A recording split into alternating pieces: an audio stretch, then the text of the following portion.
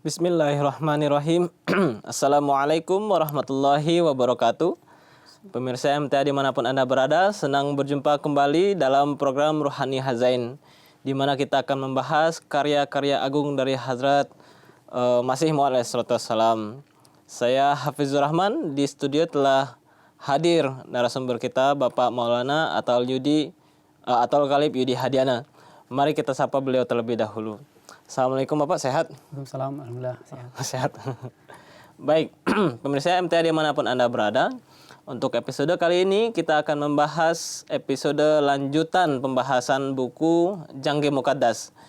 Sebagaimana pada episode sebelumnya telah dijelaskan bahwa Jangge Muqaddas ini, buku Jangge Muqaddas ini adalah rangkaian dari tulisan Hazrat Masih Maud lainnya, yakni Hujatul Islam, Sacai Kaizhar, dan Jangge Muqaddas ini.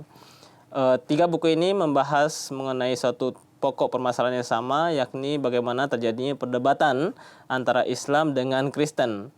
Islam diwakili oleh Hazrat Masih Maud alaihissalam, sedangkan Kristen diwakili oleh Abdullah Atam. Nah, pada episode sebelumnya kita telah membahas secara ringkas mengenai dua permasalahan utama yang dibahas dalam perdebatan ini, yakni mengenai masalah uluhiyat atau ketuhanan Isa itu. Bagaimana Hazrat Masih Maud alaihissalam memberikan bantahan-bantahan terhadap hal tersebut. Kemudian juga membahas mengenai konsep peperangan di dalam Islam. Bagaimana kronologi atau runtutan izin yang Allah Ta'ala berikan terhadap umat Islam untuk berperang, dalam kondisi apa dan bagaimana perang itu diizinkan, itu sudah kita bahas pada episode selanjutnya. Dan untuk episode kali ini kita akan bahas bagian terakhir dari buku ini. Dan oleh karena itu mari kita langsung membahasnya. Pak Yudi, Ya. ini kan sudah berjalan ya beberapa hari mengenai perdebatan ini, dan selama berlangsungnya perdebatan tersebut, bagaimana tanggapan atau sikap yang diperlihatkan oleh Abdullah Atam selama perdebatan ini? Baik. Jadi pada bagian ini Hazrat Masih Maud beliau menulis bahwa Abdullah Atam selama perdebatan berlangsung menunjukkan pengingkaran. Yang pertama, dia dengan sengaja, dengan nyata-nyata mengingkari mukjizat-mukjizat Al-Quran, kemudian mengingkari nubuatan-nubuatan Al-Quran, bahkan juga menyebut Rasulullah SAW, na'udzubillah, beliau ini Dajjal. Kemudian juga sengaja ya memperolok-olok Hazrat Masih Maud dan memperolok-olok agama Islam. Bahkan untuk memperolok-olok itu di dalam masa perdebatan itu, pada hari-hari perdebatan itu, pihak Abdullah Atam mendatangkan 3 orang sakit ya, orang yang lumpuh, orang yang buta, dan orang yang tuli. Kemudian dengan perolok-olokan menantang kepada Hazrat Masih Maud, jika memang Islam itu agama yang benar, jika memang Anda ini adalah seorang penerima ilham yang sesungguhnya, maka coba sembuhkan itu. Nah, yang sakit apa aja itu, Pak? Ya, yang pertama itu orang yang lumpuh, kemudian orang yang buta, kemudian orang yang tuli, ya, orang yang tuli didatangkan untuk coba sembuhkan. Nah, jadi kalau memang langsung sembuh pada saat itu juga, maka ya oke lah, benar gitu kan. Oke, memang konsepnya adalah perdebatan ya Pak. Yang namanya perdebatan, mau nggak mau saya harus menang, itu harus mengalahkan lawan ya Pak ya. Dan tampaknya Abdullah Atam juga dalam posisi seperti itu, tidak membuka pikirannya, apa yang benar dari yang disampaikan Hazrat Masih Maud tidak diterima begitu saja ya Pak ya. Yang unik adalah perolokan yang disampaikan oleh Abdullah Atam kepada Hazrat Masih Maud. Ini saya teringat satu wahyu yang diterima oleh Hazrat Masih Maud alaihissalam, ini muhinun man aroda ihanataka. Aku akan menghinakan orang yang menghinakan engkau. Ini tampaknya ada unsur-unsur ingin menghinakan beliau dalam perdebatan tersebut. Bagaimana, yang saya ingin tahu bagaimana respon Hazrat Masih Maud, tanggapan Hazrat Masih Maud terhadap perolokan tersebut untuk membuktikan bahwa Allah Ta'ala pun kemudian membalikan kehinaan terhadap lawan beliau. Ya, nah betul ya, Hazrat Masih Maud pun beliau atas perolokan-perolokan itu beliau melakukan berdoa lah ya, beliau berdoa. Cuma sebelum sampai kepada doa itu, sedikit saya ingin mengulas kembali tadi mengenai perolokan Abdullah Atam yang mendatangkan 3 orang sakit tadi ya. Jadi sengaja didatangkan di dalam perdebatan agar jika memang Hazrat Masih Maud itu benar seorang penerima ilham, kemudian jika memang agama Islam itu benar, nah 3 orang yang telah didatangkan oleh pihak Abdullah Atam itu sembuhkan saat itu juga. Nah, jika tidak sembuh maka akan terbukti bahwa Islam itu tidak benar, Hadrat Masih Maud pun tidak benar. Pendakwaan beliau Hadrat salah. Masih Maud salah. Ya, pendakwaan beliau sebagai Al-Masih itu salah, gitu kan. Nah, ini adalah sebuah jebakan sebenarnya. Ini sebuah jebakan terhadap Hadrat Masih Maud. Tapi yang sangat luar biasa bagaimana Hadrat Masih Maud membalikan jebakan itu sehingga membuat pihak Abdullah Atam itu sendiri yang terjebak, justru yang termakan dalam jebakan itu. Jadi begitu diceritakan ya bahwa ketika terjadi peristiwa itu Hadrat Masih Maud menjawab, ini bukanlah pendakwaan saya, gitu kan. Akidah saya itu tidak seperti itu. Justru akidah ini merupakan akidah orang-orang Kristen sendiri dan merupakan tanda ya bagi orang-orang yang memiliki keimanan yang benar di dalam agama Kristen. Jadi disebutkan kan di dalam salah satu ayat dalam kitab mereka itu bahwa jika ada orang yang memiliki keimanan sebesar biji sawi sekalipun, maka dia ini bisa memindahkan gunung. Nah, maka Hadrat Masih Maud menyampaikan, saya justru berterima kasih dengan didatangkannya 3 orang ini, yaitu orang yang lumpuh, orang yang buta, orang yang tuli tadi. Jadi saya tidak perlu mencari-cari lagi. Karena ini merupakan akidah Anda, apa yang Anda yakini, bahwa jika Anda ini memiliki keimanan sebesar biji sawi sekalipun, itu bisa memindahkan gunung. Maka jika memang di dalam diri Anda ini terdapat keimanan dan sesuai dengan itu, sesuai dengan apa yang Anda yakini ya dari tanda-tanda itu, maka silakan Anda sembuhkan.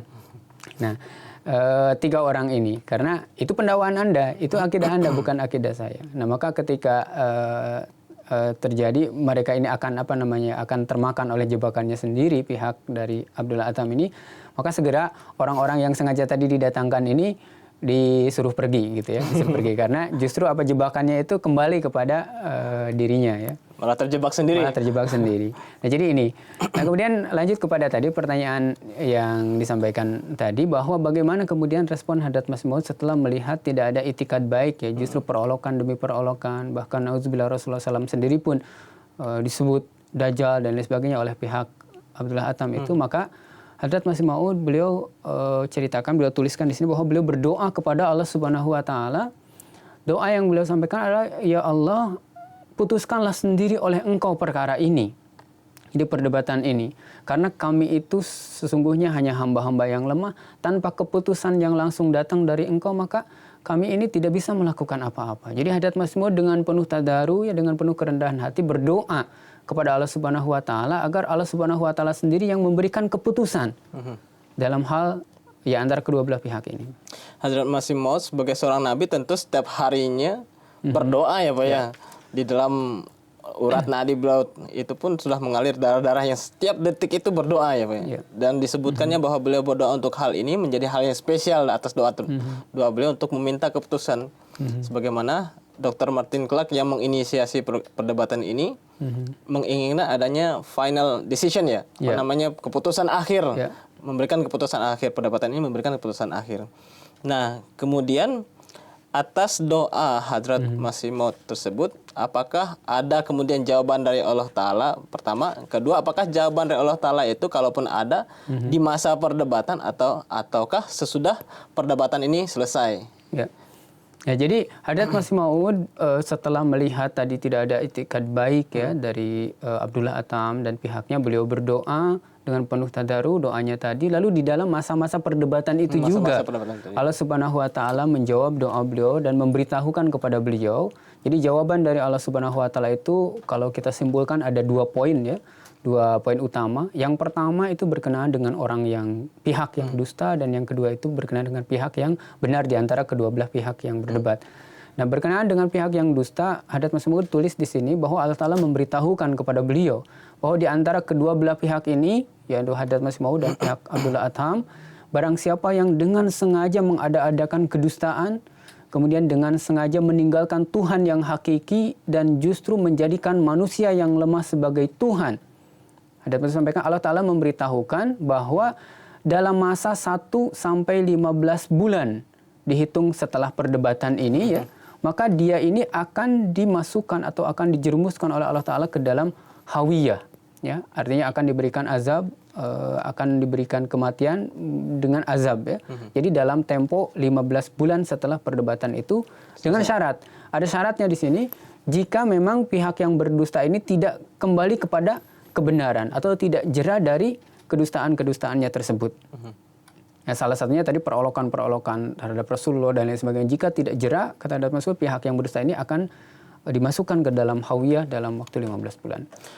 Ini satu poin ya Pak ya, bahwa jawaban itu yang terhadap orang yang berdusta itu ada syarat ya. Syarat, betul.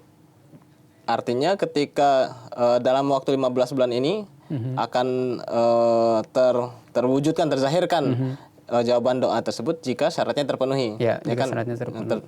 Jika misalkan seseorang itu kembali ke jalan yang benar, artinya tidak akan terjadi sesuatu apapun pada 15 bulan ini ya. Ya, Nah, kemudian tadi kata Bapak ada 2 poin terhadap orang yang berdusta dan terhadap orang yang benar. Apa poinnya terhadap orang yang benar dari jawaban doa ini? Nah, jadi untuk orang yang benar, peristiwa atau azab yang Allah Ta'ala turunkan kepada pihak yang dusta ini, seandainya tadi dia tidak kembali kepada jalan yang benar ya, azab yang terjadi kepada orang yang berdusta ini akan dari azab itu justru akan menunjukkan bahwa kemuliaan dia akan zahir, kebenaran dia akan zahir. Jadi dengan sendirinya akan zahir karena pihak yang berdusta akan ditimpa oleh azab, maka peristiwa itu akan membuat kebenarannya itu nampak. Nah, kemudian Hadrat Mas'ud sampaikan bahwa suatu saat nanti jika nubuatan ini tergenapi, Hadrat Mas'ud sampaikan, maka orang-orang yang lumpuh akan bisa berjalan, orang-orang yang tuli akan bisa mendengar, orang-orang yang buta akan bisa melihat. Ya, ketika nubuatan ini tergenapi, terjadi sebagaimana dijanjikan Allah Subhanahu wa Ta'ala. Tentu orang-orang sakit itu adalah secara metaforis dijelaskan oleh Masih Maud ya Pak ya. Ya. Orang-orang mungkin yang tuli yang dulunya tidak mau mendengarkan kebenaran, sekarang melihat nubuatan ini tergenapi, malah tertarik terhadap kebenaran. Orang yang buta yang dulunya tidak mau melihat kebenaran atau tidak terlihat kebenaran itu menjadi terbuka, oh ini adalah suatu yang benar ya. Begitu juga dengan orang yang lumpuh ya Pak ya. Artinya memang itu metaforis, bukan dalam artian jasmania, tadi jasmania didatangkan diinginkan untuk disembuhkan, bukan seperti itu ya Pak ya. Betul. Nah, terhadap doa tersebut apakah ada kemudian penegasan-penegasan dari Hadrat Masih Maud yang beliau sampaikan di dalam buku beliau? Ya, nah di sini Hadrat Masih Maud pun menyampaikan penegasan ya. Jadi beliau sampaikan penegasan pada bagian-bagian akhir ya tulisan beliau dalam perdebatan ini. Beliau sampaikan bahwa seandainya nubuatan yang beliau sampaikan ini terbukti salah gitu kan, yaitu orang yang berdusta tadi tidak ditimpa oleh azab atau tidak meninggal karena hawiyah tadi dalam jangka waktu 15 bulan. Kata Hadrat Mas'ud dengan syarat, tapi tadi syaratnya itu terpenuhi ya. Nah, seandainya syaratnya terpenuhi yaitu dia tidak jera ya, tidak berhenti dari perolokan dan kedustaannya itu. Nah, seandainya dalam kondisi seperti itu pun nubuatan ini terbukti salah, dia tidak ditimpa azab dalam waktu 15 bulan setelah perdebatan itu, Hadrat Masih Maud di sini sampaikan, maka aku siap untuk menanggung segala macam hukuman. Kata Hadrat Masih Maud. Kemudian aku siap untuk dihinakan. Hinakanlah aku, kata Hadrat Masih Maud. Lalu Hadrat Masih Maud pun sampaikan, hendaklah ikatkan tali pada leherku, kata Masih Maud, dan gantunglah aku, kata Hadrat Masih Maud. Jadi seandainya itu tidak tergenapi, Hadrat Masih Maud sampaikan, gantunglah diriku. Aku siap untuk segala sesuatu apapun. Nah, kemudian Hadrat Masih Maud sampaikan bagian akhir penegasan beliau ini, tetapi aku bersumpah demi Tuhan yang Maha Agung, bahwa dia, yakni Tuhan, pasti akan melakukan hal itu. Kemudian beliau tegaskan lagi, zurur karega. Di sini ditegaskan oleh beliau, diulang, pasti Tuhan itu akan melakukan demikian, pasti Tuhan itu akan melakukan demikian. Ini sebenarnya suatu hal yang sangat menggugah keimanan ya Pak, bagaimana Hadrat Masih Maud itu demi suatu kebenaran rela mengorbankan nyawa beliau. Dikatakan setelah beliau siap untuk menerima berbagai macam hukuman segala macamnya tadi. Artinya kan beliau mempertaruhkan nyawa beliau untuk membela kebenaran ini, dan itu pun bukan sesuatu hal yang sepele tampaknya Pak. Dan itu kita lihat dalam berbagai macam buku yang beliau tulis ya. Ketika beliau mempertaruhkan atau membela suatu kebenaran dan yakin terhadap tersebut, beliau siap untuk merelakan mempertaruhkan nyawa beliau ya Pak. Nah, ini unik. Artinya jawaban doa ini atau penegasan dari beliau akan turun terhadap dua belah pihak ya Pak. Baik beliau maupun Abdullah Atam. Bagi dua pihak, salah satu pihak ini yang benar maka akan mendapatkan kemuliaan. Bagi yang berdusta akan mendapatkan kehinaan, seperti itu Pak. Nah, yang saya ingin tahu bagaimana akhir dari Abdullah Atam ini. Apakah kemudian dapat kemuliaan atau malah mendapatkan kehinaan sebagai penggenapan dari nubuatan ini atau doa ini? Ya, jadi Kalau buku ini kan hanya sampai di sini ya. Jadi Hadrat Masih Maud menyampaikan tadi jawaban doa beliau azab yang akan menimpa kepada pihak yang berdusta. Nah, kemudian berkenaan dengan Abdullah Atham ini memang cukup panjang, bisa kita lihat dalam referensi lain, tapi di sini kita mungkin bisa secara singkat ya sampaikan. Yang terjadi tepat memang Abdullah Atham ini mengalami azab ya, mengalami kematian dalam keadaan yang terhina. Gitu.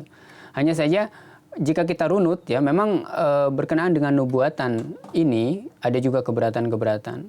Nah, coba kita kita sedikit bahas bahwa yang pertama ketika Abdullah Atham itu mendengar Hadrat Masih Maud menyampaikan nubuatan ini, nah, di dalam satu referensi disebutkan bahwa seketika itu juga Abdullah Atham itu wajahnya menjadi pucat pasi gitu ya. Kemudian dia memegang juga telinganya, kemudian menggelengkan kepalanya, bahwa dia itu tidak menulis demikian, yaitu tidak pernah menulis Rasulullah SAW, menyebut Rasulullah SAW sebagai Dajjal dan lain sebagainya. Nah, karena apa? Karena pengaruh takut ya terhadap nubuatan yang disampaikan, azab yang disampaikan oleh Hadrat Masih Maud ini. Jadi dia menyangkal bahwa dia telah menulis hal-hal seperti itu. Dan dalam jangka waktu 15 bulan sebagaimana disebutkan dalam nubuatan ini, Abdullah Atham itu sendiri dia ini tidak pernah lagi berbicara satu kata-kata pun yang mencela atau tadi menghina, memperolok-olok Islam atau Rasulullah atau Al-Quran. Jadi dia berhenti dari perolokannya, penghinaan-penghinaannya. Nah, jadi ini sebenarnya menunjukkan bahwa dia ini diliputi oleh rasa gentar, diliputi oleh rasa takut terhadap tadi karena nubuatan-nubuatan yang disampaikan oleh Hadrat Masih Maud itu, dan dia berhenti dari perbuatan-perbuatan yang dapat memantik azab Allah Subhanahu wa taala dalam rentang waktu 15 bulan itu. Lalu setelah itu apa yang terjadi? Apakah memang hidup selamanya setelah 15 bulan karena memang memperlihatkan sikap tidak menentang Al-Quran, Rasulullah, dan menulis hal-hal yang buruk tentang Islam? Apa yang terjadi terhadap beliau setelah 15 bulan itu? Ya, jadi dalam waktu 15 bulan itu tidak terjadi apa-apa, artinya tidak turun azab kepadanya. Karena apa? Karena azab tadi itu kan bersyarat ya. Syaratnya jika dia tidak kembali kepada kebenaran. Nah, sedangkan setelah mendengar azab itu disampaikan, Abdullah Atham itu sendiri dia menyangka bahwa dia tidak pernah berkata-kata seperti itu. Lalu dalam tempo 15 bulan itu pun dia tidak pernah lagi memperolok-olok Islam, Rasulullah, Al-Quran, tidak. Nah, ini mengisyaratkan bahwa dia itu gentar dan dia itu rujuk ilal haq, rujuk kembali kepada kebenaran. Artinya dia berhenti dari bertobat ya, dia berhenti dari perbuatan-perbuatan yang bisa menimbulkan azab Allah Subhanahu wa taala tadi. Maka dalam waktu 15 bulan itu azab tidak menimpa Abdullah Atham, tidak terjadi apa-apa. Hanya setelah 15 bulan itu lewat, kemudian timbul keramaian, kegaduhan dari pihak-pihak Kristen juga menulis di dalam selebaran-selebaran, dalam surat kabar bahwa lihatlah nubuatan yang disampaikan oleh Hazrat Mirza Ghulam Ahmad itu terbukti salah. Jadi dalam waktu 15 bulan ini tidak terjadi apa-apa terhadap Abdullah Atham. Artinya apa? Artinya Mirza Ghulam Ahmad ini salah, dan yang benar itu adalah agama Kristen, agama Islam mengalami kekalahan dalam perdebatan itu. Nah, itu yang kemudian di blow up ya, diramaikan. Padahal tadi kenapa tidak terjadi? Karena Abdullah Atham itu sendiri dia jera, dia berhenti dari perbuatan-perbuatan yang menghina Islam, Rasulullah, dan lain sebagainya. Nah, setelah itu Hadrat Masih Maud memberikan penegasan lagi. Jadi seandainya memang anggapan Anda pihak Kristen yang menang, kaum muslimin Islam yang kalah, pihak Hadrat Masih Maud yang kalah, maka saat ini pun saya siap untuk bermubahalah, kata Hadrat Masih Maud. Jika memang Abdullah Atham itu Abdullah Atham itu berhenti dari penghinaan-penghinaannya itu bukan karena rasa gentarnya, rasa takutnya terhadap nubuatan azab yang disampaikan oleh Hadrat Masih Maud itu, maka mari dalam suatu lapangan terbuka dihadiri oleh banyak orang, silakan di situ kita bermubahalah. Abdullah Atham diminta untuk bersumpah bahwa dia itu tidak pernah merasa gentar, tidak pernah bertobat atau berhenti dari perbuatan-perbuatan sebelumnya, tidak pernah, atau kalaupun dia berhenti bukan karena rasa takutnya terhadap nubuatan itu, silakan dia bersumpah, kata Hadrat Masih Maud. Nah, setelah dia bersumpah, kita lihat apa yang akan terjadi. Jika memang dia mengatakan saya tidak pernah bertobat, saya tidak pernah merasa sedikit pun gentar karena nubuatan itu, maka azab Allah Ta'ala akan menimpa Abdullah Atham. Nah, untuk selebaran pertama Hadrat Masih Maud memberikan hadiah, bahkan dalam penjelasan itu hadiah 1.000 rupiah. selebaran mengenai yang ini ya. Ya, tantangan mubahalah. Jadi maksud tegaskan, kali ini pun saya siap. Jadi silakan Abdullah Atam bersumpah di hadapan banyak orang, sumpahnya tadi bahwa dia tidak pernah merasa gentar atau takut karena nubuatan yang disampaikan oleh Hadrat Masih Maud sebelumnya. Yeah. Nah, tapi Abdullah Atam kemudian tidak mau. Nah, kemudian karena tidak mau, Hadrat Masih Maud mempertegas lagi dengan selebaran yang kedua. Selebaran yang kedua ini hadiahnya naik. Tadi 1.000 rupiah, selebaran yang kedua ini menjadi 2.000 rupiah. Naik 1.000. Naik 1.000, tapi tidak juga mau untuk bersumpah nih Abdullah Atam itu. Bahkan dia menyampaikan ya satu alasannya itu, dia beralasan kenapa dia tidak mau bersumpah karena yang pertama kata dia alasannya itu di dalam agama Kristen itu dilarang untuk bersumpah. Bersumpah itu tidak boleh. Nah, kemudian dia sebutkan saya itu memang diam, tapi diamnya itu bukan karena rasa gentar atau rasa takut kepada nubuatan itu, tetapi takut justru karena perkataan-perkataannya tadi, cemoohan-cemoohan tadi, dia dikepung oleh orang Islam, dipukuli lalu dibunuh oleh orang Islam. Itu kenapa dia diam, katanya, bukan karena nubuatan itu. Nah, jadi itu alasan yang dikemukakan oleh Abdullah Atam. Tapi sebelum dia menyampaikan alasan itu, sebenarnya Hadrat Masih Maud menyampaikan tadi selebaran yang ketiga. Nah, selebaran yang kedua dia tidak mau ya bersumpah. Selebaran yang ketiga hadiahnya naik menjadi 3.000 rupiah. Tidak juga mau. Lalu Hadrat Masih Maud terbitkan lagi selebaran yang keempat. Hadiahnya itu 4.000 rupiah. Jadi jika memang mau bersumpah, 4.000 rupiah dikasih oleh Hadrat Masih Maud, silakan untuk bersumpah. Sumpahnya yang tadi isinya. Tapi dia tidak mau juga bersumpah. Nah, setelah itu maka dia kemudian menyampaikan alasan yang tadi itu. Alasan yang 2 poin tadi, bahwa agama Kristen melarang untuk bersumpah. Lalu dia memang diam, tapi diamnya dalam jangka waktu 15 bulan itu bukan karena takut oleh nubuatan, rasa gentar, rasa dia kembali kepada keberadaan kapok gitu kan, jera, itu bukan, tapi karena takut oleh orang Islam sendiri, takut dipukuli atau dibunuh oleh orang Islam. Nah, mulai saat itulah kemudian Allah Subhanahu wa taala menurunkan wahyu lain kepada Hadrat Masih Maud karena dia tidak juga jera, kemudian diminta bersumpah juga tidak mau, justru malah alasan-alasan lain untuk menipu orang banyak. Maka Allah Ta'ala menurunkan wahyu pada beliau bahwa dia ini akan dikenai oleh azab Allah Subhanahu wa taala. Pada dasarnya kalau kita lihat dari nubuatannya, janji Allah Ta'ala itu akan diberikan hawiyah ya dalam 15 bulan dengan syarat kalau misalkan bertobat maka itu tidak akan kena ya. Nah, kemudian beliau bertobat memperlihatkan ciri-ciri orang bertobat ya.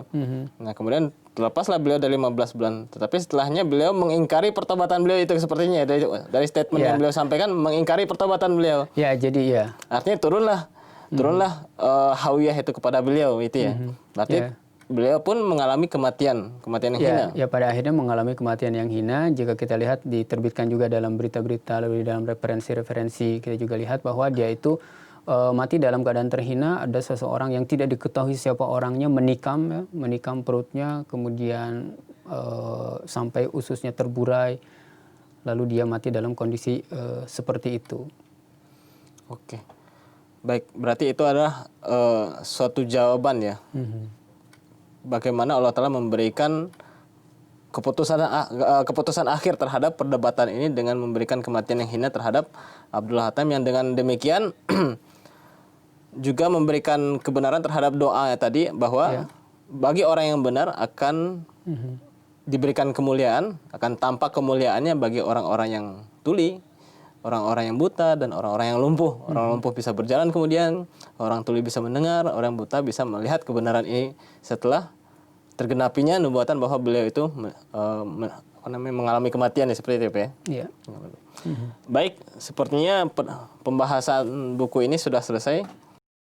Mudah-mudahan dari apa yang kita bahas ini bisa memberikan manfaat yang sangat luar biasa bagi para pemirsa kita. Bisa menimbulkan rasa kecintaan untuk semakin menggali. Ini sebenarnya banyak kandungan yang luar biasa di dalam buku-buku beliau ya, yang harusnya digali.